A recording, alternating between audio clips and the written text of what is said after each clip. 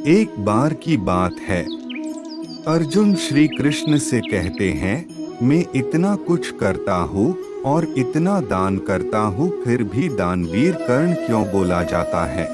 इस ब्रह्मांड में सबसे बड़ा दानवीर जो कर्ण है, और मुझे क्यों नहीं बोला जाता?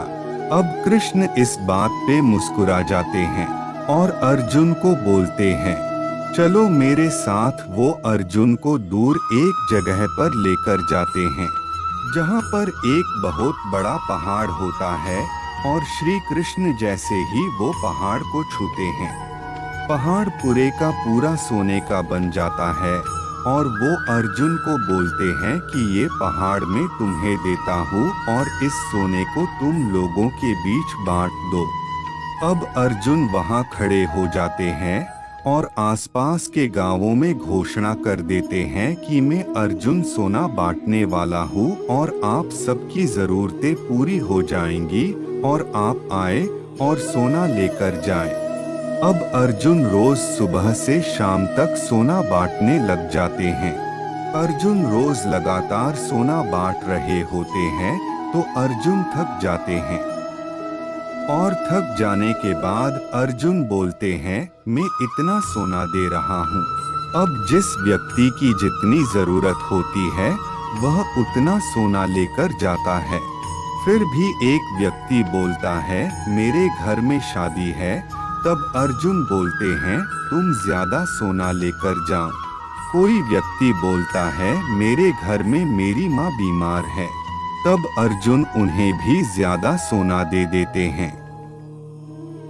अब अर्जुन लोगों को सोना देते ही जा रहे पर लोगों की सोना लेने के लिए लाइन खत्म ही नहीं हो रही है, और लोग दूर दूर से सोना लेने के लिए आने लग जाते हैं। अब अर्जुन पूरी तरह थक जाते हैं और श्री कृष्ण को बोलते हैं कि मैं लोगों को सोना देते जा रहा हूँ और लोग तो समाप्त ही नहीं हो रहे हैं। तभी श्री कृष्ण अब कर्ण को बुलाते हैं और कर्ण को बोलते, ये सोने का पहाड़ मैं तुम्हें देता हूँ, इसे लोगों के बीच में बांट दो। तभी कर्ण कहते हैं, ठीक है माधव, आप जैसा कहे। अब कर्ण वहाँ खड़े हो जाते हैं। कर्ण घोषणा करते हैं, ये जो सोने का पहाड़ ये मैं आप सबको दान देता हूँ। अब ये बोल के कर्ण वहाँ से चले जाते हैं। अब कर्ण के जाने के बाद श्री कृष्ण बोलते हैं, अर्जुन से जब तुम सोना दे रहे थे तब तुम कह रहे थे कि जिसे जितना सोना चाहिए मैं दूंगा, और तुम कौन होते हो ये ठहराने वाले कि किसे कितना सोना देना है? तुम केवल खुद की तारीफ सुनने के लिए सोना दे रहे थे, जबकि ये सोना तुम्हारा था ही नहीं।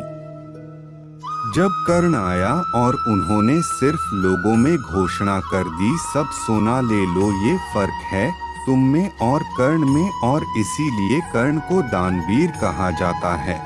ये कहानी हमें यह सिखाती है कि प्रत्येक व्यक्ति की उसके जीवन में अपनी खुद की क्षमता, प्रतिभा और अनुभवों के साथ हर व्यक्ति अद्वितीय होता है, और उन व्यक्तियों से खुद की तुलना करना व्यर्थ होती है और हमेशा निराशा की ओर ले जाती है।